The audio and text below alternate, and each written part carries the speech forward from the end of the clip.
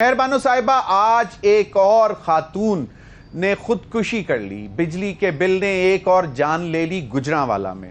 उन्होंने अपने कोई इलाज के लिए पैसे रखे हुए थे, लेकिन वो बिल जमा कराने के बाद उन्होंने अपनी जान ले ली क्योंकि वो नहीं चाहती थी कि वो अपने अहले खाना या किसी पर बोझ बने। जमात इस्लामी पूरी अवामी उमंगों को लेकर इस वक्त रावलपिंडी में बैठी हुई है। पाकिस्तान तहरीक इंसाफ आज भी कह रही है कि जी दिसंबर में हम इक्तदार में आ जाएंगे। मतलब अवाम आज पिस रही है और पीटीआई ना उनको मतलब कम से कम सपोर्ट करने के लिए, मॉरल सपोर्ट देने के लिए चली जाती है। आप लोगों के कोई जमात इस्लामी के साथ कोई इश्यूज तो है नहीं? मेहरबानो साहिबा। बिस्मिल्लाहिर्रहमानिर्रहीम। अस्सलाम वालेकुम ज़मीर साहब, thank you for the opportunity.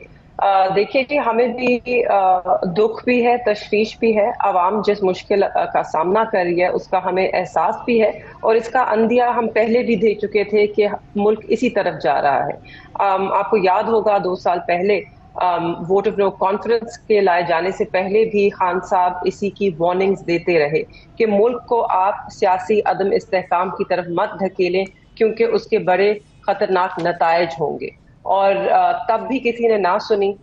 लोगों को इक्तदार चाहिए था, इक्तदार का नशा था और आज भी मुझे लगता है कि उस इक्तदार को बरकरार रखने के लिए वो मुल्क को सूली पर चढ़ाने के लिए तैयार है। और आज आपके सामने अवाम सूली पर चढ़ रही है। जो पाकिस्तान के लोगों के साथ जिस तरह उनके हकूक पामाल किए जा रहे हैं, जिस तरह उन पे नकली पर्चे दर्ज किए जा रहे हैं, कोई बाहर निकल नहीं सकता। मुझे तो बड़ी खुशी है कि जमाते इस्लामी को इतनी फैसिलिटी हासिल है कि वो इस्लामाबाद आए और उनको धरना देने की इजाज़त दी गई।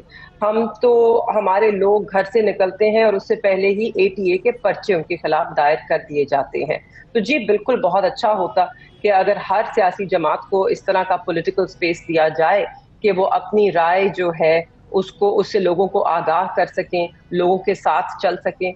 पाकिस्तान तहरीक इंसाफ वो जमात है जो पाकिस्तान की आवाम के साथ खड़ी है और उनके लिए खड़ी है। आज जो हमारे वर्कर्स, हमारे जो दफ्तर के स्टाफ वाले हैं, उनके साथ जो कुछ हो रहा है, जिस जबर का वो सामना कर रहे हैं, जो कुर्बानियां हमारी जमात के लोग दे रहे हैं, वो पाकिस्तान की आवाम के लिए है, वो इक्तदार के लिए नहीं है, वो जमहूरियत के लिए है। And that brings me to जो बुनियादी नुक्ता है पाकिस्तान में इस वक्त आपका जो माशी बहरान है वो सियासी अदम इस्तेहकाम के यूं नहीं चल सकता। जब तक आपके मुल्क में स्टेबिलिटी नहीं आएगी, चीजें बेहतरी की तरफ नहीं जाएंगी।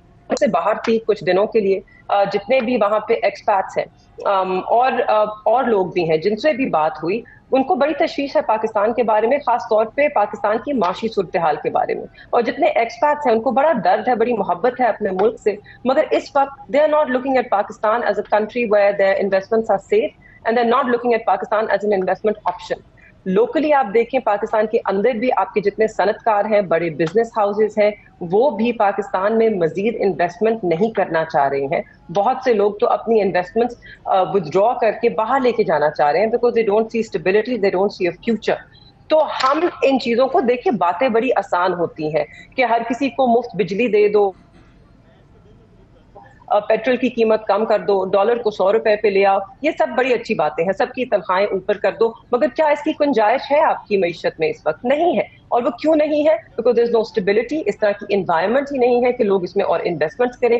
आपकी इकोनॉमी कॉन्ट्रैक्ट कर रही है इंस्टेड ऑफ ग्रोइंग। आपकी कैपेसिटी पेमेंट्स मजीद बढ़ती जाएंगी जिसकी वजह से जो सार्फिन है उनके ऊपर मजीद बोझ बढ़ेगा क्योंकि आपका सर्कुलर एक डेट ट्रैप में आप फंसे हुए हैं। तो all these issues they come back और उसी नुक्ते पे वो आके रुकती हैं कि आपको पॉलिटिकल स्टेबिलिटी की जरूरत है। और मुझे बड़ी खुशी हुई अमीर मुकाम साहब की गुफ्तगू को सुन के और उनकी हमदर्दी को देख के जो उनको शहबाज शरीफ साहब के लिए है, क्योंकि कल तक तो जो हाफिज नईम उर रहमान साहब हैं वो फॉर्म 45 की बात कर रहे थे, तो आज उसी हुकूमत जो कि एक जाली हुकूमत है फॉर्म 47 पे बैठी है, जिसकी उस सबको वो भूल गए और वो चीजों को आगे बढ़ाना चाहते हैं और कह रहे थे हम में और उनमें कोई फर्क नहीं। मसला सिर्फ ये है कि हम में और उनमें फॉर्म 45 और फॉर्म 47 का बहुत बड़ा फर्क है।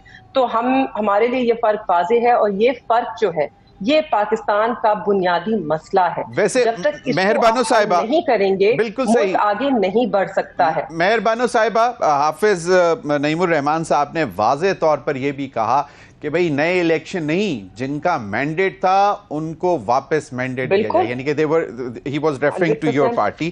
But having said that, I understand کہ سیاسی عدم استحکام کی وجہ سے معاشی استحکام نہیں آ سکتا، لیکن ابھی شاید کسی پولیٹیکل پارٹی کے پاس میجک وینڈ نہیں ہے، چاہے وہ دسمبر میں بھی آ جائے کہ اوور نائٹ وہ چیزوں کو بہتر کر سکتی ہے. جی مگر بنیادی فرق یہ ہے کہ جب ایک عوام کی چنی ہوئی حکومت آتی ہے یا عوام نے جن نمائندوں کو چنا ہے، جب وہ آتے ہیں وہ عوام کو مشکل فیصلوں سے آگاہ کرتے ہیں اور ان کو ساتھ لے کے چلتے ہیں، تو عوام ان کے ساتھ چلنا چاہتی ہے. بالکل صحیح. مگر جب ایک ایسی حکومت آ کے بیٹھے جس نے عوام کا گلا گھونٹا ہے، جو جبر اور سستائیت کی نئی مثالیں قائم کر رہی ہے، جی بالکل. لیکن اگر ہم تھوڑا سا کلاک کو ریوائنڈ کریں اور لیٹس سپوز کہ 8 فروری کے بعد آپ لوگ حکومت میں ہوتے تو آپ لوگ کیا بلز میں کمی کر سکتے تھے؟